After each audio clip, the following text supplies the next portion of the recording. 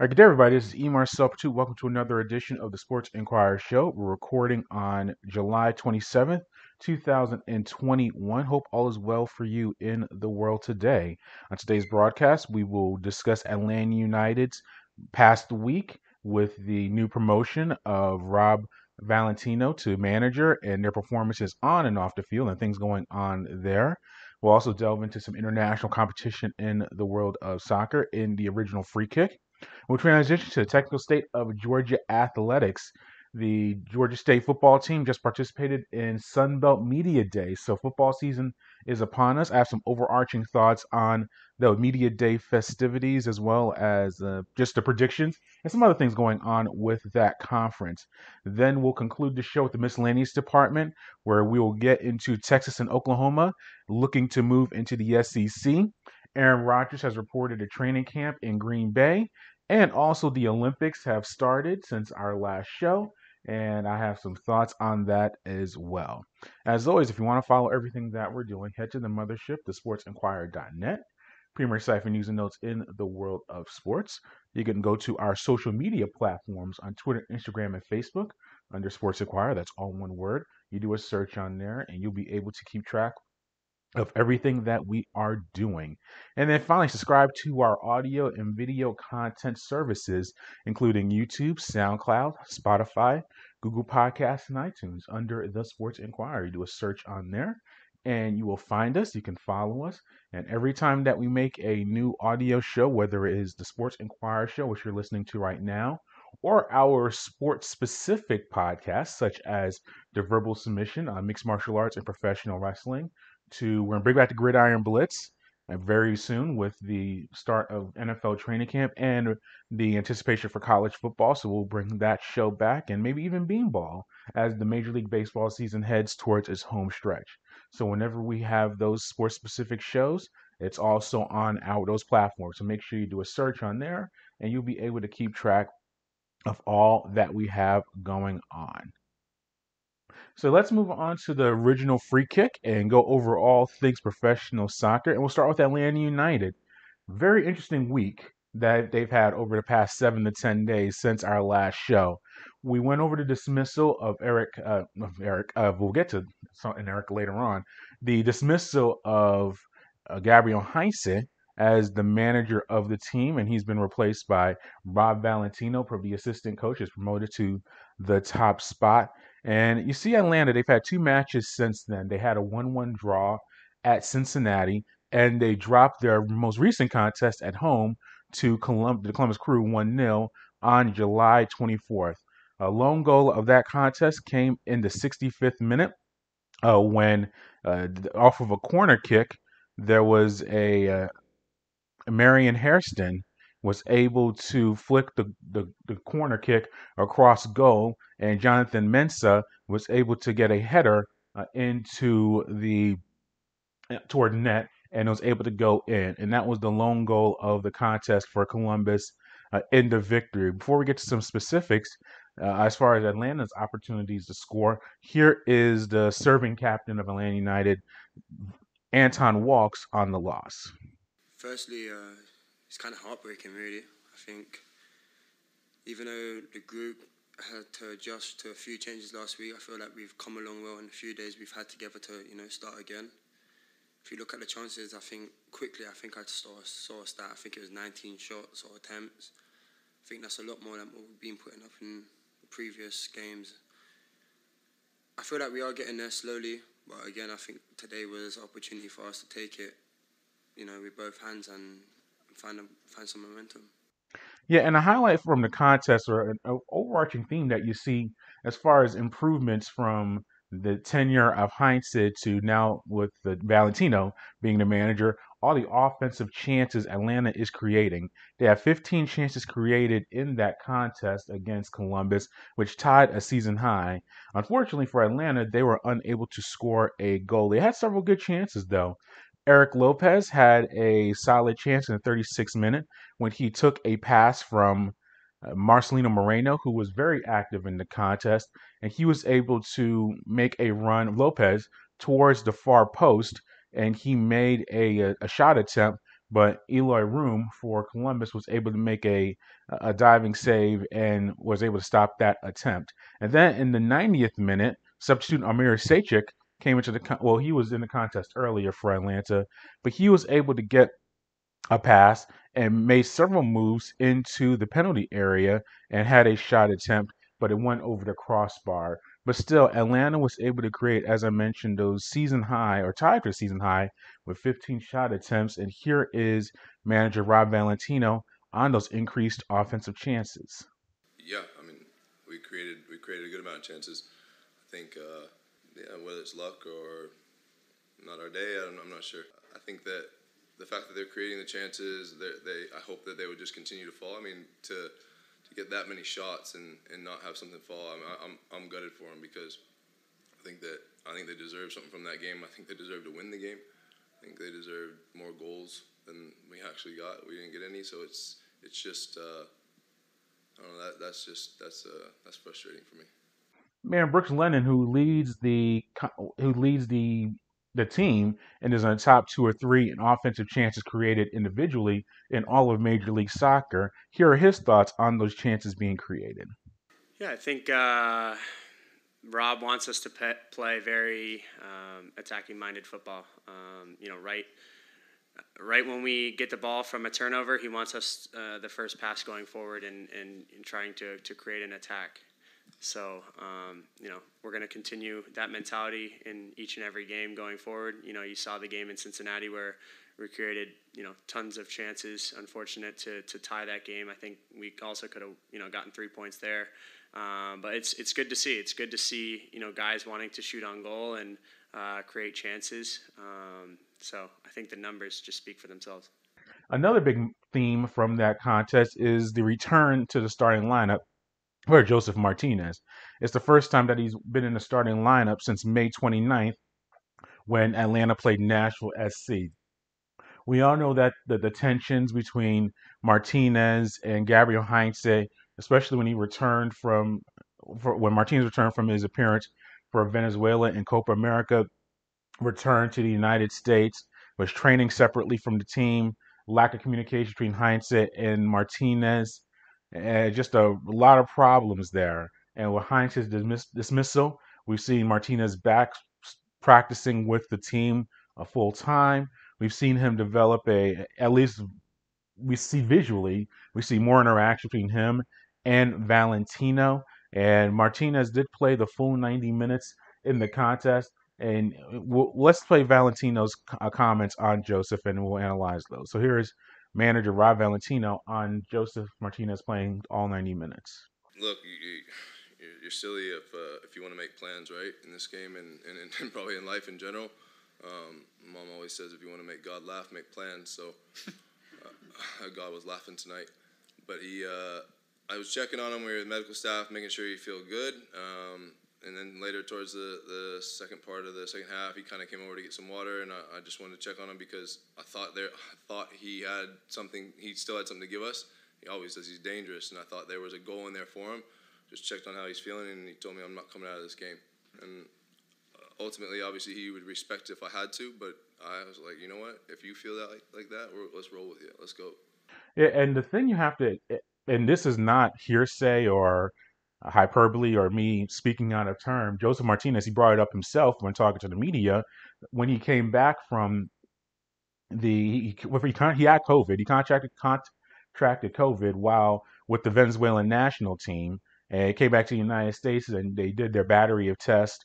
Obviously, when he came back to Atlanta United, and they found a heart condition, and that's something not to even mess around with. That's beyond sports. That's life. And obviously, he worked his way. He's cleared and he's playing, so he's worked his way back through that.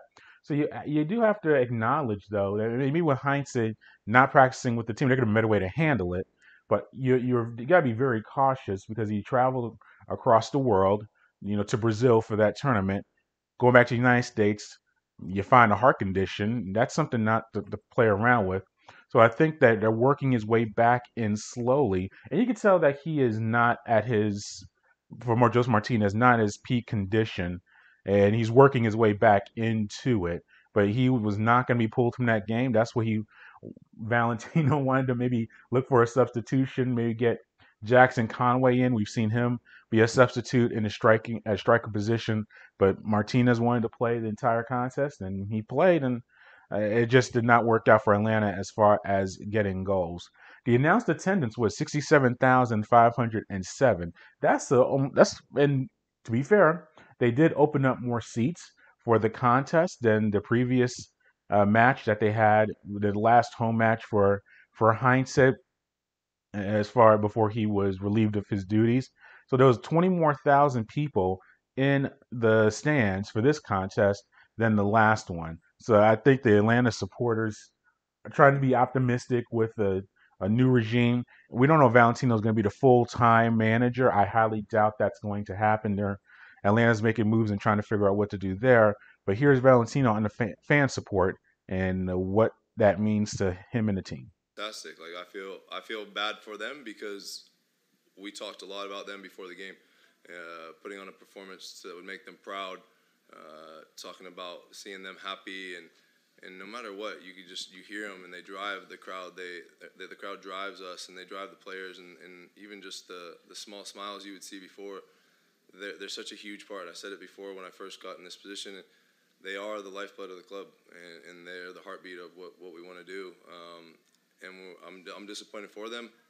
As long as I'm up here or I'm in the position to help, I will make sure that message is driven. I'm grateful for their support. I show a lot of gratitude and to them because I understand that they spend time out of their day to come and watch us, whether they're here or whether they're watching on TV, and they spend their money to come and support us. So I'm appreciative of that, and that's what I gotta say. So Atlanta's now has one loss and one win under Valentino after replacing Heinz. The media, we asked Brooks Lennon about the team handling this coaching change. I think they've responded very well. I mean, that's what you have to do in professional sports. You know, things happen.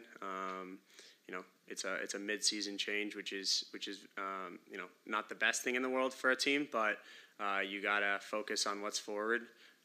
And that's, you know, trying your best to get results. And, you know, as I said, again, unfortunate tonight not to get the 3 points, but, you know, I love to see the work ethic in the guys and, you know, how disappointed we are in this loss.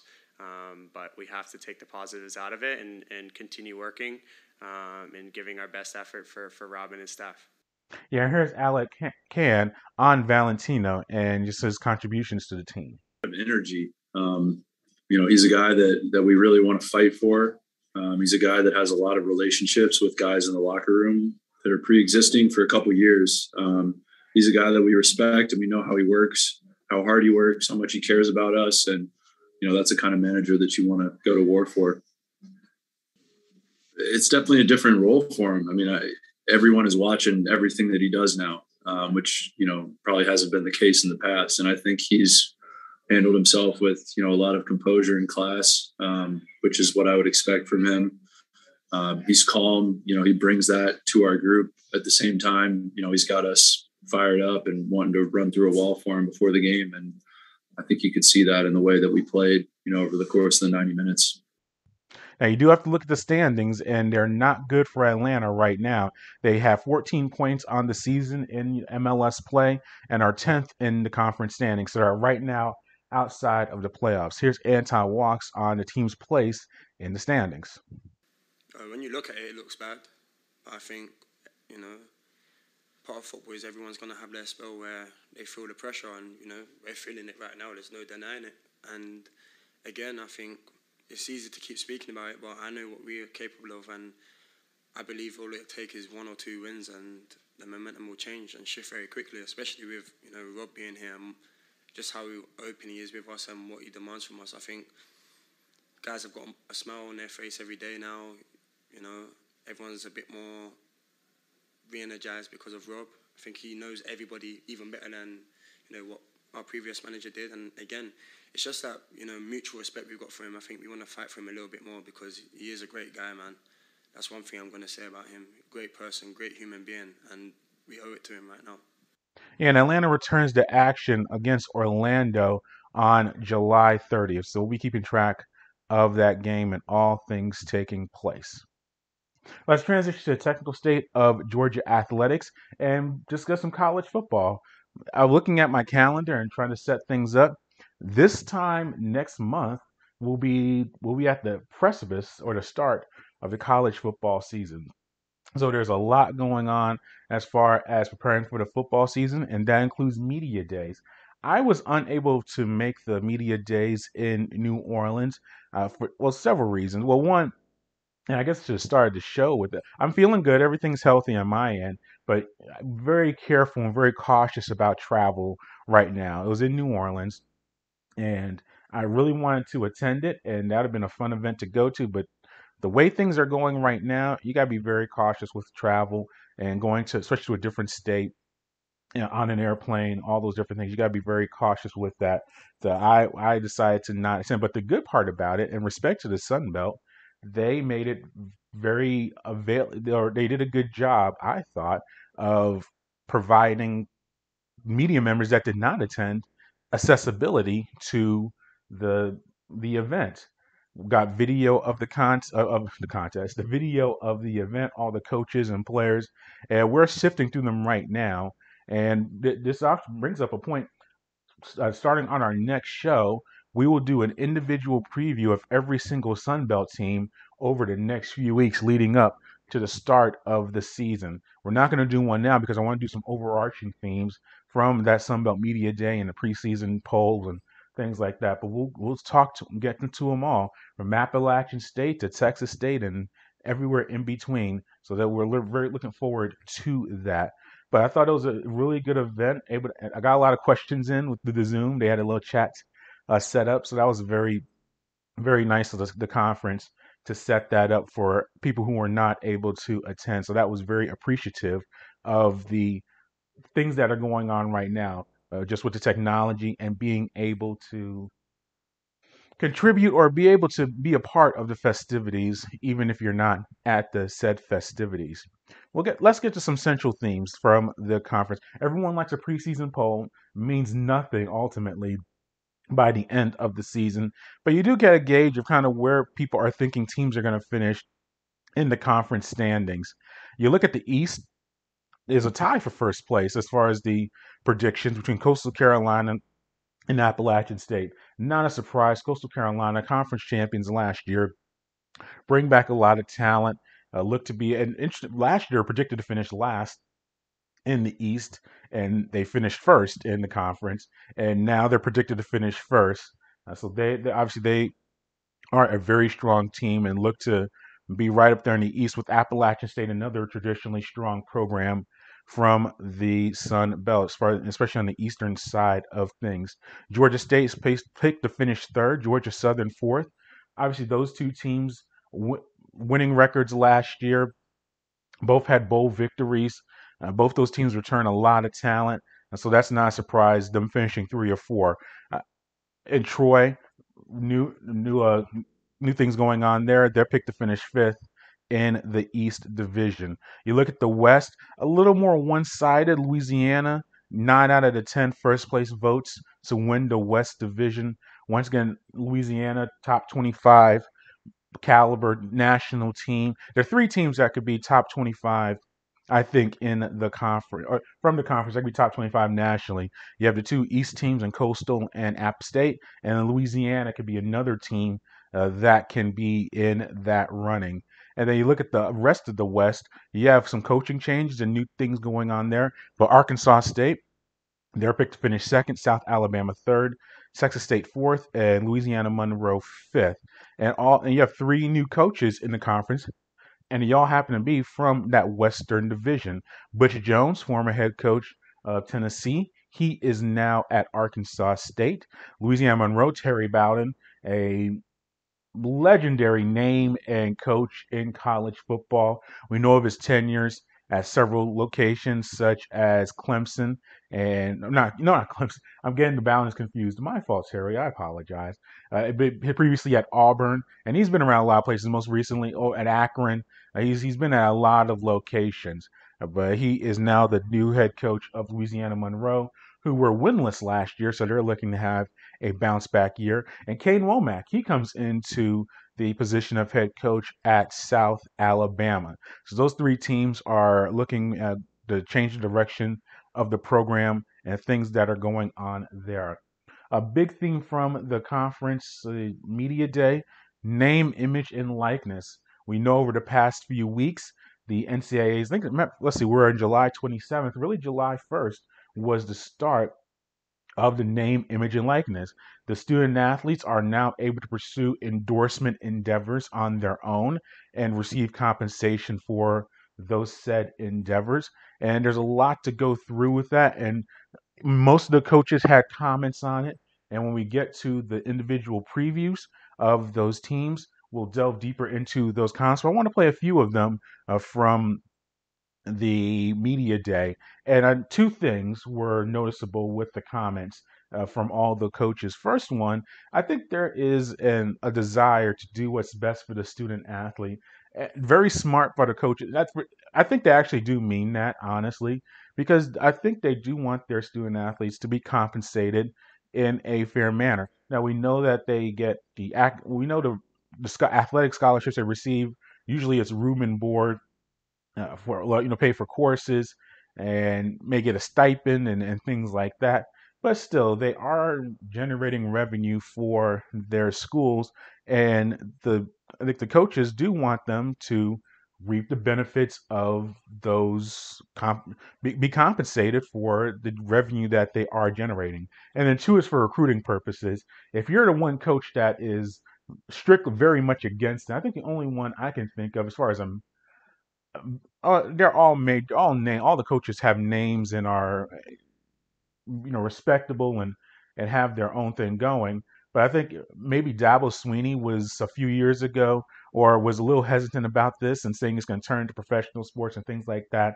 He maybe don't, well, I mean, he's one of the top 2, 3 coaches, maybe someone say the best coach in college football, or on a very short list of the top guys. He can say something like that and still recruit and do his thing.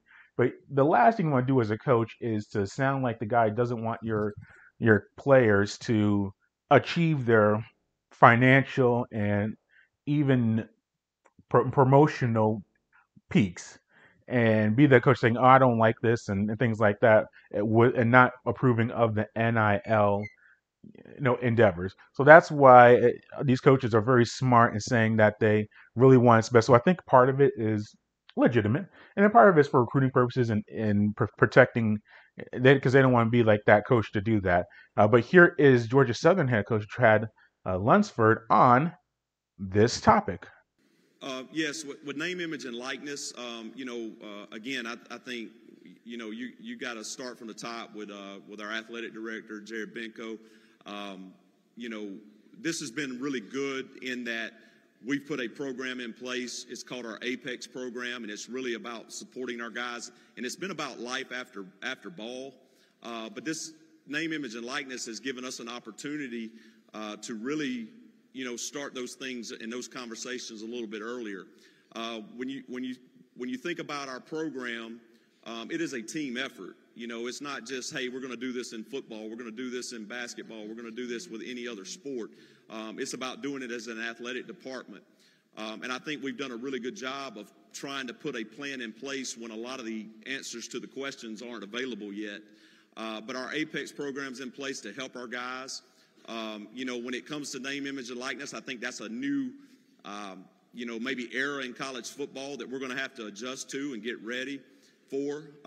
These guys put a lot of work in, and they make a lot of money for universities and programs and things like that. So I think the opportunity for them to be able to make money off their name, image, and likeness is a good thing. But I also think it's a good thing in the part that we're now going to be able to teach them a little bit more about what it's like to be businessmen once you finish playing ball.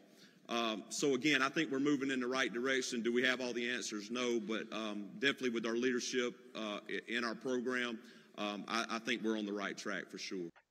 And the second theme that you saw from the coaches on NIL is educating themselves and their players on this situation or this new endeavor. it's new, and I worked in college athletics, and granted it was the media relations side of things, but you can talk compliance, quite a bit. There are a lot of things that you have to be careful about in compliance before this was all taking place. I remember one time I this was back when I was at Belmont, and there was an exhibition match with they were playing the men's soccer team. They're playing somebody. This was over 10 years ago now, close to 10 years ago, and they're playing somebody somewhere in Nashville, and I think it wasn't their traditional game because I think it was exhibition, and they didn't have the bus or they usually would all ride together on a bus or a van. I drove myself, and they played the game, and I don't even remember the player. That's really bad. But point is, I wanted to give him a ride back to campus, and just hop in my car. It was like a 10-minute drive. It really wasn't that big of a deal. But the point is, he could not ride with me back to campus because that'd be considered, I think, a benefit. As bizarre as that sounds, even though I worked for the university I was a student, I was a graduate student, but also an employee, I couldn't take him back to the campus. Now that's a really extreme example, but it just shows that there are rules for everything when it comes to these type of scenarios. And that was just, I said, me being just trying to give a 10-minute ride back from a ball game. I can imagine the rules are even more strict about financial compensation for an endorsement with a company when they're supposed to be amateur athletes. So there's a lot that needs to go into this and figuring it all out. And Georgia State head coach Shawn Elliott made that point, and here he is. Well, I think the first approach is supporting your student athletes and letting them know that they have the full support of myself as the head football coach to go out and do the things necessary to promote themselves in the NIL.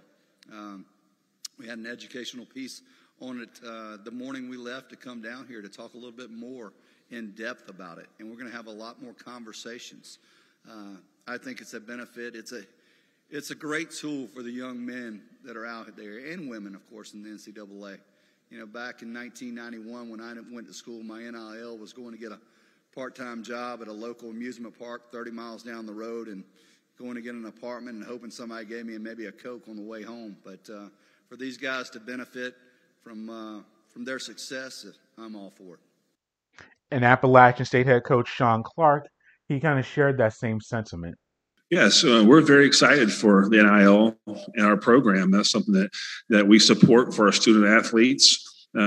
Again, we're going into a new phase of this. When I was in college, you weren't mandated to be there in the summertime, so we go out and get jobs and to pay our rent and go out wherever we want to. Now we're mandating our kids to be in the summertime.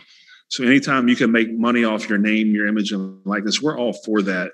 And we are going to a phase now. It was a 7-week series we're doing to talk to our players, really about every piece of how it goes, talking about taxes, talking about money management. How do you build your brand? And that's what it's all about. But you mentioned the town of Boone. They're behind our players. It's one of the best college towns in all of college football. They love their program. And, again, we're going to do all we can for our players to make sure they get the biggest bang for their buck. Yeah, and to round it out, here's Coastal Carolina head coach Jamie Chadwell on the NIL initiative. Great opportunity for them and giving them their opportunity to earn some things that maybe they've deserved. And so I don't know how it's all going to shake down. I think we're all learning here through this next year of what it's going to look like. But I do think it's beneficial to the student athletes, and it will eventually become the new norm, just like the portals become the new norm.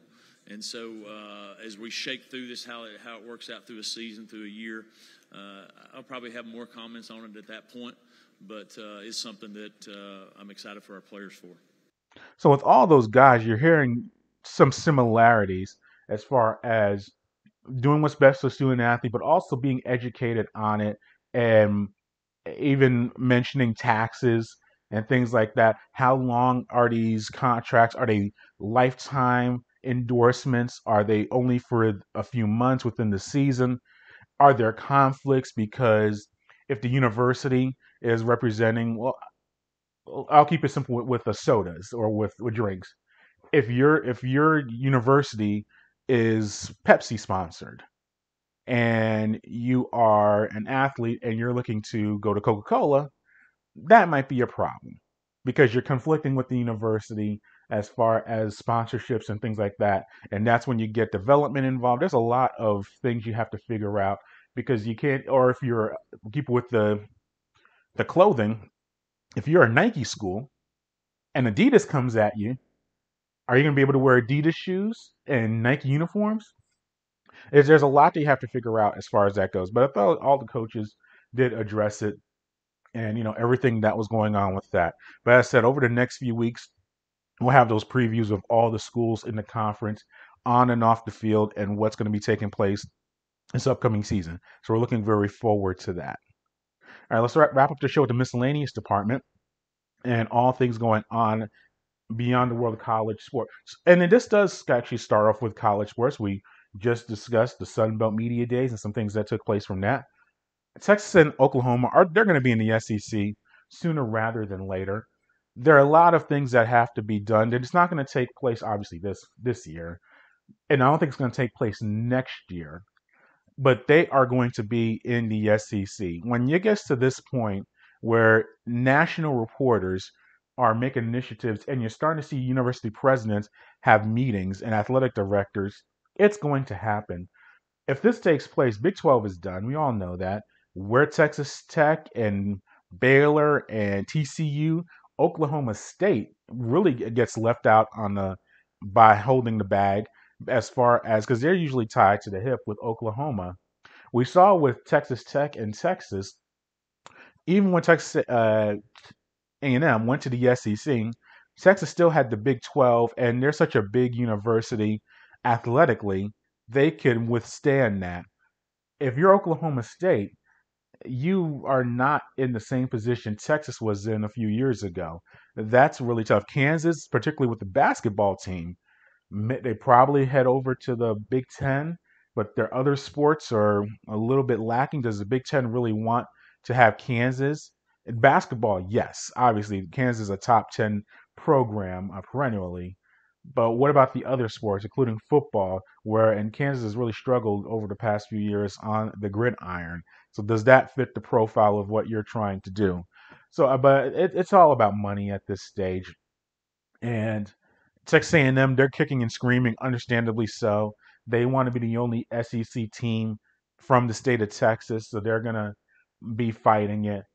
But what's gonna really happen is, I think Texas and Oklahoma, they didn't renew the media contract, which means they don't want to have any binds to the Big 12, yes, beyond what they need to do. If they leave the conference early, I think the fine is around $75 million per school for it. But it's crazy saying college athletics and they can afford that. But once they join the SEC and they can recoup that and make that happen. I think honestly, what you're starting to see is we're going to have an NCAA with about 4 major conferences with about 16 teams in each of them. SEC, and this is for football. SEC, ACC, Big Ten, Pac-12. And they're going to be about 16 to 20 teams in each conference, and they're just going to operate on their own in that way. Now, you're still going to have your other conferences like your Sun Belts, your Conference USAs, your Mountain West. They're still going to exist as far as football goes, but they're just going to be operating on a very different plane than those Power 4 conferences. You look at the SEC right now, they have 14 teams. If Texas and Oklahoma join, that'll be 16. You got to assume that the Pac-12 right now, they're going to pick up some of the SEC school. The Pac-12 is going to pick up some of the Big 12 schools, whether it's Texas Tech or Baylor. They're probably going to try to go that route. And then if you're Kansas or Oklahoma State, maybe you can join a Big Ten. But point is, I think you're going to have 4 major conferences with 16 teams. So that's 64 teams. And that's just the way it's going to be. And if you're not on one of those 4 power conferences, You're still gonna be part of the NCAA. People are saying there's gonna be like a super, like a Division One, and then like a Division One AA or Division 2A, or because you have Division 2 and 3. I think you break that all down. That's for another day. But I think that you see the money being generated, especially with ESPN and the SEC network, and Texas and Oklahoma want to be a part of that.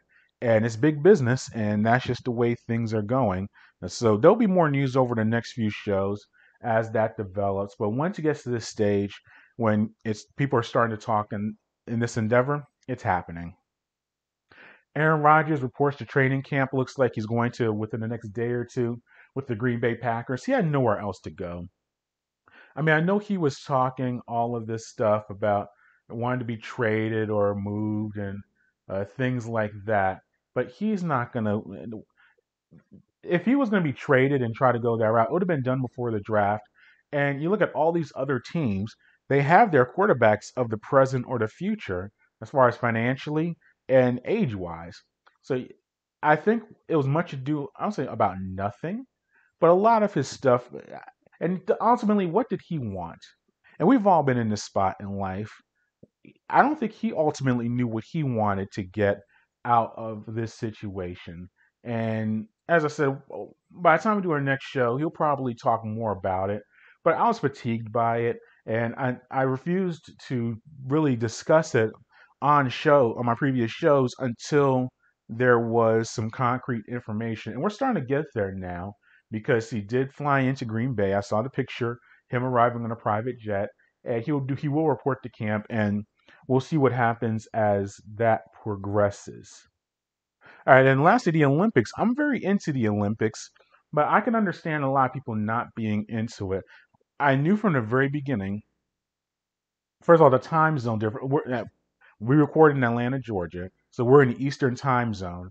Whenever there's an Olympics outside of the United States, we'll deal with the Pacific time zone. Like we've had Olympics before in Salt Lake City and Vancouver for the winter. Even when it was in Brazil in 2016, they're an Eastern time zone, so that was okay. Prime time, it all worked out. As far as unfortunately, I'm home right now, so I'm able. I'll do a flip right now. I can watch team handball between France and Spain on the women's side on NBC Sports. You go to women's soccer on USA, United States and Australia, even though that's a replay.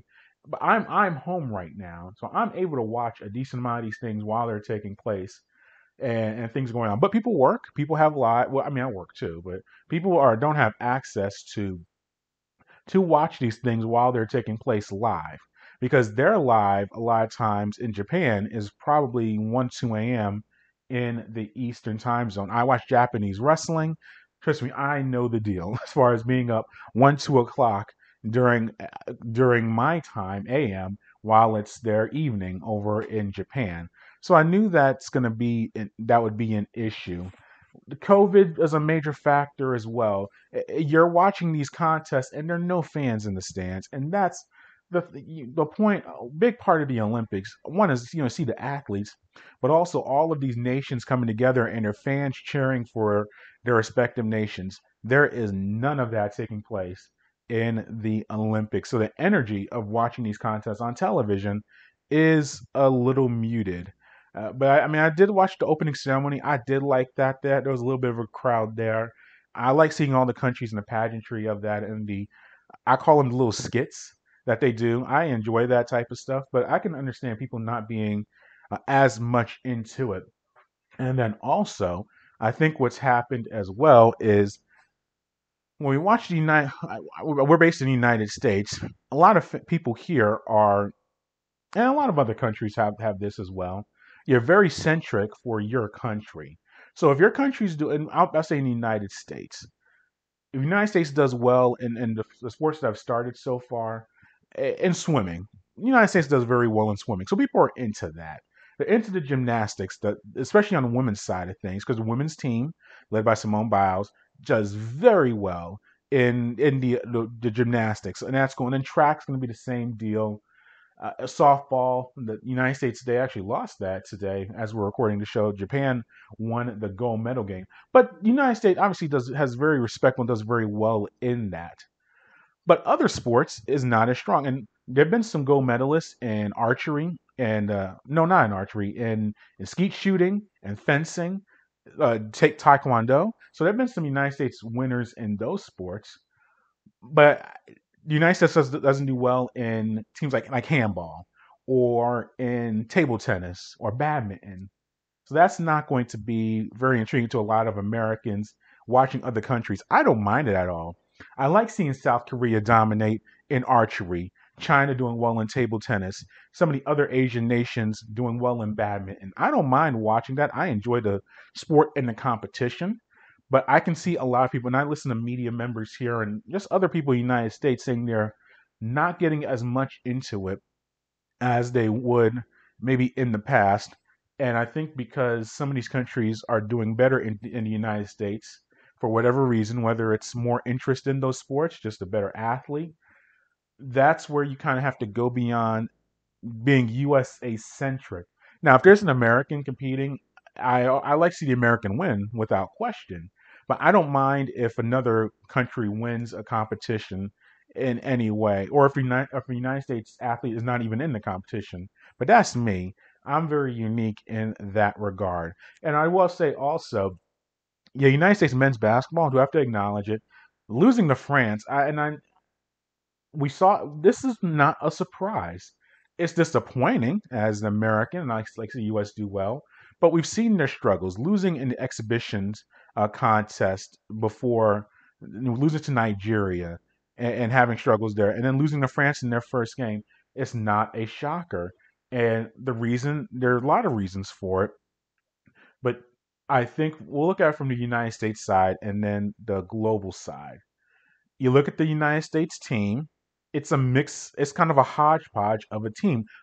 On talent, absolutely. You have, anytime you have Kevin Durant on your team, an all timer, Hall of Famer, multiple time NBA champion, playing at his level, you have a chance without question.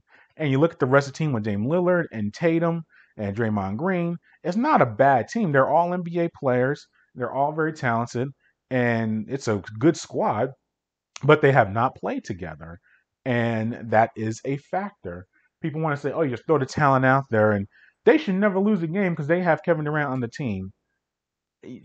You can make that argument, sure, but a lot of these other teams they play together a lot younger. They've played together a lot more because as a unit, because they're more committed to international competitions. So when you have a team like France, yeah, if you pick the top two players from France, it'd probably be Rudy Gobert and Evan Fournier. Are Damian Lillard and Kevin Durant better than those two players? If it was like a 2-1-2, you'd probably take the Americans in that. But you go down the list and you look at the rest of the teams or the rest of the roster, it's just a mixed match group of people. When Drew Holiday is literally your probably best player on the floor after playing a 6-game NBA final, flying into Japan with jet lag, he just joins the squad, throws a uniform on, and he's the best player that plays that day. That's a big issue. And if the United States wins or loses, honestly, it doesn't affect my day. Do I want to see him win? Sure, I do. But it's not going to be the end of my sports fandom and hating life. But it's just something you have to acknowledge. And then on an international scale, these teams come to play. They're all professionals. Now, do they all play in the NBA? No. But they play in Europe. The European League is a very strong league. It's not as good as the NBA, but they are playing. These are grown men playing professionally and earning money. And so they are not scrubs. It's not like they're amateur college and high school kids that they just, all these other countries throw together and it's like, all right, we're going to face these NBA stars. No, it goes a lot deeper than that. You have to respect the European leagues and the players or the guys from other countries, whether even Australia, and Australia has a pretty solid professional league. They come and play and they're very competitive and you cannot ignore that. I think the United States can still ultimately win the gold medal and be the champion, but it's going to be a longer process than in 1992 or 1996 when you just roll the ball onto the court and the United States picked the number of how bad they're going to beat the opposing team. So, but it does make for some intriguing excitement if you are into that. But yeah, so I've been liking the Olympics, and as I said, I have a very open mind when it comes to watching the different sports and checking out everything that is going on. So if you have a more open mind about what you're watching and give it a chance, I think you'll enjoy the games a lot more than just trying to watch the sport that only has Americans in it and wanting the Americans to win all the time. Or if they don't win, you consider it a bad viewing experience. Expand the mind, open up, and I think you'll enjoy this a lot more.